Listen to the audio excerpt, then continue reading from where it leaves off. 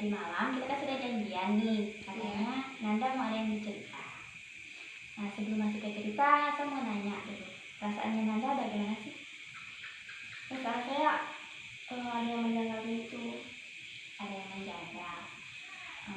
Ini berhubungan dengan masalah yang Nanda mau cerita nggak? Iya. Oke. Sekarang kita mulai saja ya ceritanya. Kalau boleh tahu masalahnya itu apa sih? Begini loh, saya kan punya masalah keluarga. Terus? Saya berkelahi dengan RT setempat tempat saya tinggal. Kalau boleh tahu kenapa ya? Kenapa bisa berkelahi dengan RT? Sebenarnya sih bukan berkelahi, maksudnya RT saya sampai datang ke rumah tegur saya begitu. Ceritanya itu begini, kan pertama ada pembagian masker, Ya. karena dari COVID ini tuh baru setiap rumah itu sudah dapat masker. Nah sudah seminggu lebih kita belum dapat masker juga gitu Ya. padahal saya sudah suruh ayah saya untuk konfirmasi ke RT setempat, katanya pas pembagian masker di rumahnya kosong. Padahal saya selama pembagian masker itu 1 bulan itu saya tidak ada pergi kemana-mana, cuma di rumah aja. Ya. Palingan kalau ada orang juga saya langsung keluar. Memang sih semua pintu ditutup, tapi kan kalau ada orang saya keluar. Saya juga cuma diam di sini. Kan kata saya juga di band, jadi kelihatan gitu kalau ada orang. Betul-betul memang tidak ada orang. Saya rasa itu cuma alasan dari RT setempat saja begitu Bang. Jadi Nanda merasa tidak mendapat keadilan begitu dari RT. Iya. Terus RT-nya kayak membuat-buat alasan agar tidak dipojokkan begitu. Iya. Nah terus Pak RT-nya datang ke sini itu ngapain gitu? Apakah dia marah-marah sama Nanda atau bagaimana? Begini, dia datang kemari lantaran saya buat status mengenai RT. Saya tidak mengenai RT sih, maksudnya saya di situ menaruh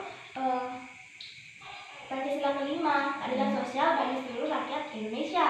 Nah, terus saya taruh di bawahnya, nah yang lain dapat masker dan kita tidak begitu. Dari situ banyak warga-warga ibu-ibu, tahu lah ibu-ibu, dia komen, terus dia tandai Pak RT, tapi salah tandai begitu.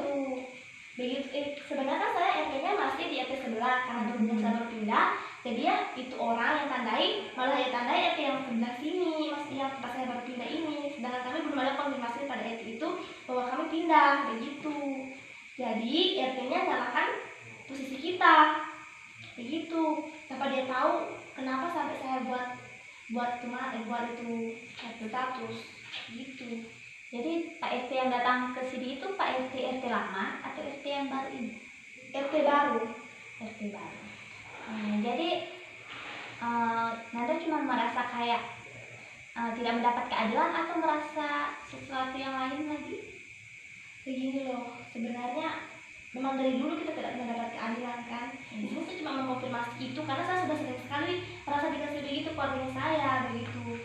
Baru Pak RT-nya juga datang kemari marah-marah, maksudnya bagaimana kita sebagai pemerintah desa sebenarnya harus mencerminkan yang baik kan menurut saya seperti itu. Tapi dia malah sebaliknya datang belum ada konfirmasi, di situ juga katanya sih ada yang ngompor-ngompori karena dia bilang saya katanya bikin status pakai nama desa di bawahnya katanya, padahal itu tidak ada begitu. Terus apakah pas Pak RT-nya datang kemari ini sudah dibicarakan dan masalahnya ini sudah selesai atau masih ada yang menjanggal? Masalahnya ini belum pernah dibicarakan sih, cuma RT yang tempat saya, RT yang sebenarnya itu sudah datang berkasih masker dan saya sudah ucapkan terima kasih. Dan di status itu pas ibu RT-nya ibu RT yang sebenarnya ikut komentar, saya sudah ucapkan terima kasih sih. Itu saya bilang dalam waktu 20 menit ini status akan saya hapus karena sudah dapat konfirmasi dan itu sudah selesai. Saya kira itu sudah selesai kan. Ternyata RT tempat ini yang tempat saya baru pindah itu tersinggung karena katanya saya bawa RT yang di sini, padahal itu tidak ada. Mungkin katanya dia itu istrinya yang cerita, mungkin istrinya dapat cerita yang sudah diimbu-imbuhi cerita lain begitu. Dan jadi yang saya tangkap di sini mungkin RT yang baru ini salah paham begitu terhadap Nanda ini. Iya. Nah terus menurut Nanda apa sih yang harusnya Nanda lakukan begitu? Begini loh, kan ini masalah sebenarnya sudah selesai Ya.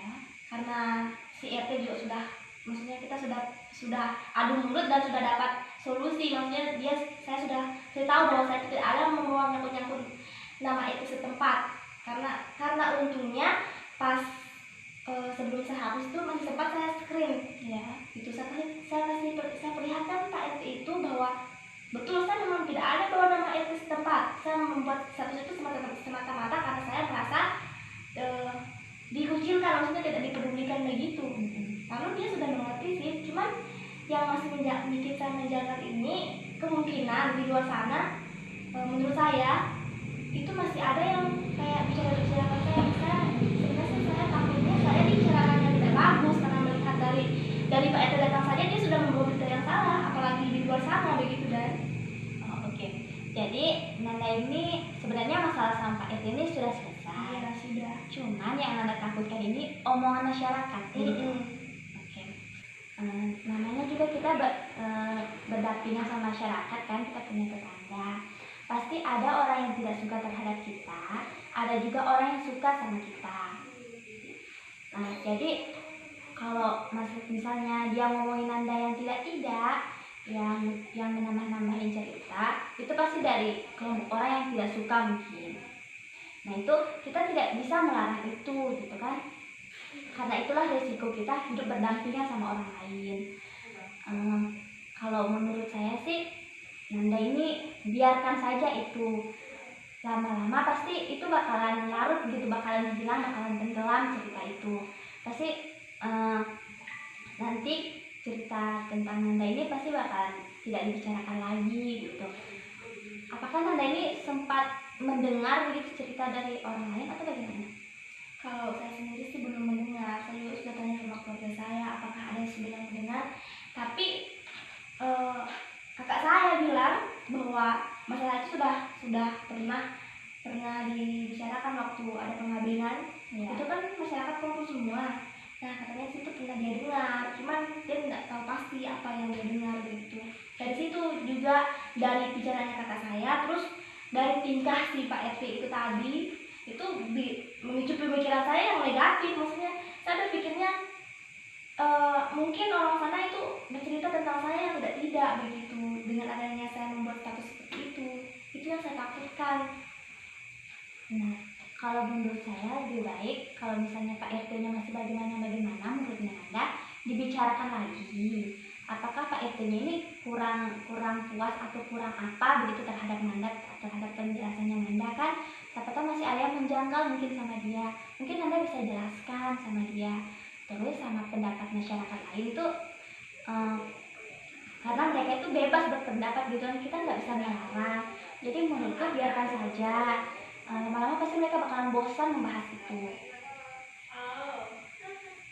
Iya. Jadi sudah tahu apa yang harus dilakukan? Sudah.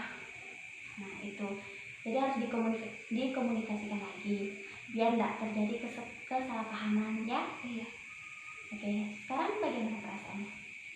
Ya sudah diplong lah, karena sudah bisa berbagi kan. Nah, oh ya, lain kali kalau membuat status itu dipikirkan dulu resikonya begitu.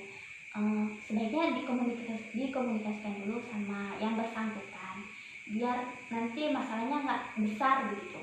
Ya namanya juga lagi emosi kan waktu itu. Saya tahu juga karena emosi itu 99% kalau kita emosi itu semua yang kita lakukan salah. Nah itu karena sudah terlanjur, tidak mungkin saya menghapus karena sudah dilihat, sekalian aja lah dilihat, begitu pikirku. Oke, jadi lain kali lebih berhati-hati ya. Oke, perasaannya udah enak kan? Sudah. Oke, kita akhiri konseling ya. Iya. Makasih. Jangan bosan-bosan datang kemari, kalau ada masalah cerita saja. Iya, terima kasih.